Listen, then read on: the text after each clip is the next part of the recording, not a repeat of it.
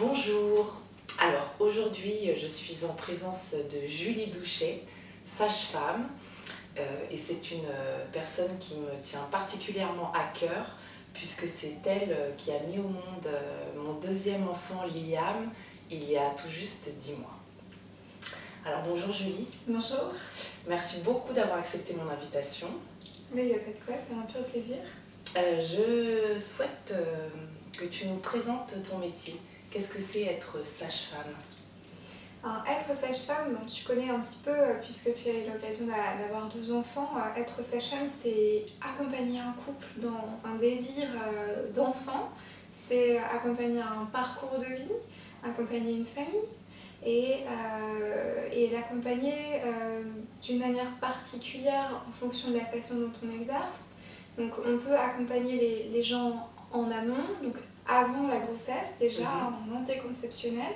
On peut les accompagner pendant la grossesse, donc du premier jour de grossesse jusqu'au 9e mois. On peut les accompagner pendant l'accouchement, le jour de la naissance du bébé, et également après, donc pour les visites à domicile au retour à la maison par exemple, comme pour la rééducation du périnée qui intervient un peu plus tard. Et on peut même continuer ce suivi en dehors de la grossesse et de l'accouchement pour la gynécologie. Donc être sage-femme, c'est s'occuper des femmes et enfants, des petits nouveau-nés, pendant toute leur vie en fait, toute leur vie de femme. C'est quand même assez exceptionnel comme travail. D'accord, donc on peut t'avoir auprès de nous toute notre vie quoi. Tout à fait. Royal. Et voilà. Ok, super. Qu'est-ce que ça veut dire sage-femme? Alors sage-femme, ça vient il y a très longtemps. Donc ça vient de la période grecque, antique. En fait, le mot, l'étymologie de sage-femme, c'est sage comme la sagesse, la connaissance en fait de la femme. Donc ça veut vraiment dire ce qu'on vient d'expliquer. On connaît la femme de A à Z et on peut la prendre en charge de A à Z dans sa sexualité, dans sa gynécologie, dans son obstétrique. Voilà, donc c'est vraiment la femme. Et donc par excès, le nouveau-né, puisque ça provient initialement de la femme. D'accord, super. Et du coup, quand est-ce que toi, tu as su que tu avais envie de devenir sage-femme? Alors, mon parcours, il est assez rigolo.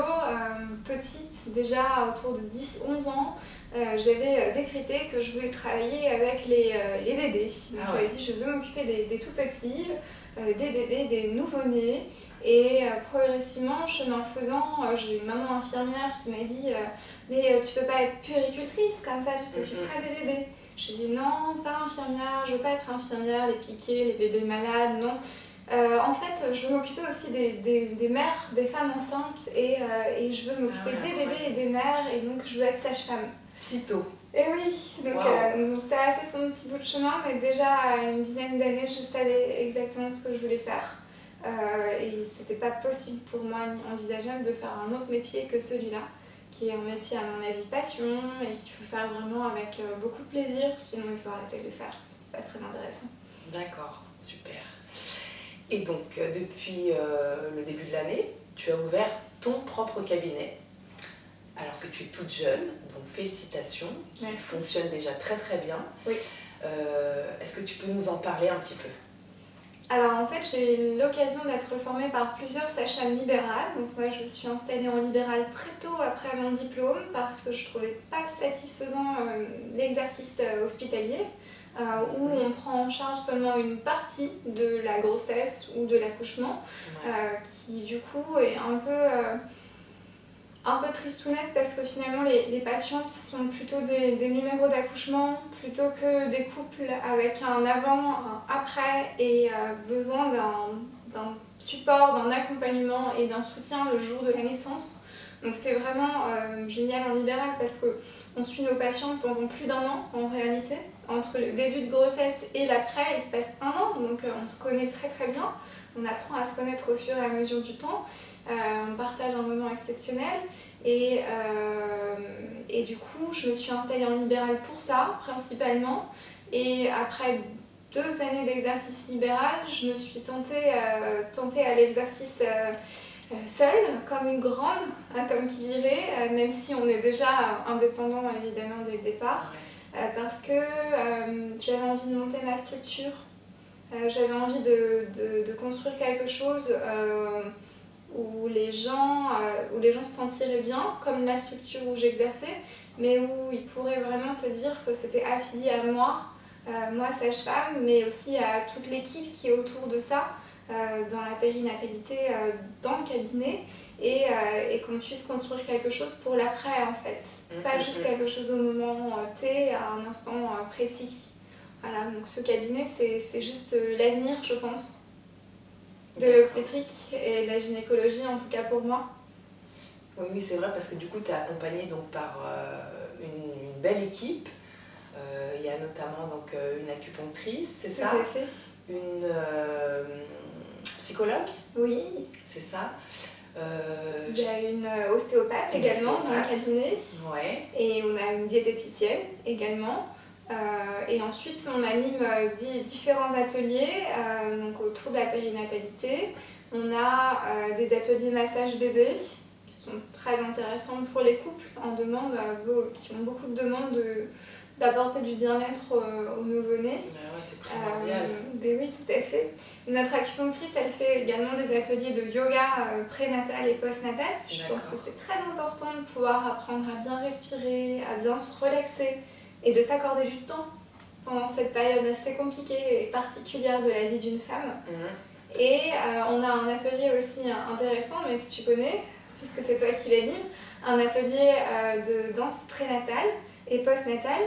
Et je pense que là, il y a vraiment quelque chose à creuser de très intéressant de ce côté-là, parce qu'il y a énormément de femmes qui ont besoin pendant la grossesse de se défouler, mais qui ne savent pas par quel biais, qui font ou pas de la danse initialement, mais qui en tout cas aiment le travail corporel et le plaisir que peut procurer justement ce type de préparation.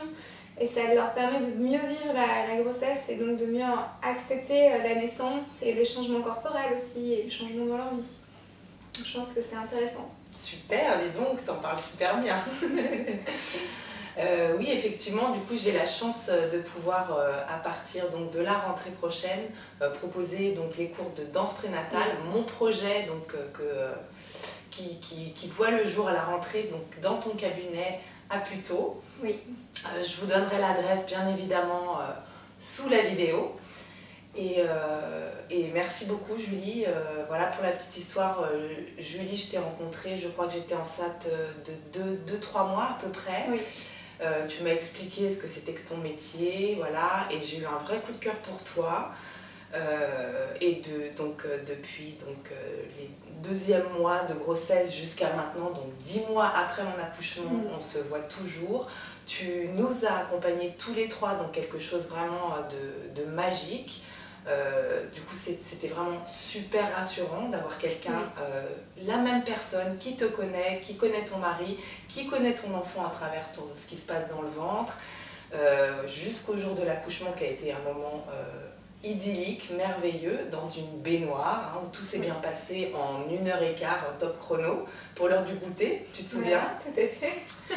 Et voilà, et puis effectivement, comme tu le disais, après pour voir si Liam, le bébé, allait bien, pour la rééducation du périnée, pour papoter aussi, pour savoir, voilà, ça va pas, Julie, aujourd'hui, c'est normal, voilà, les petits coups de blues, enfin vraiment, voilà. Donc je te remercie. Un vrai coaching, hein? Voilà, c'est ça, un vrai coaching, ouais. Donc merci, bravo à toi, bravo pour ce beau métier que tu fais, et merci pour cette interview. Bien à toi.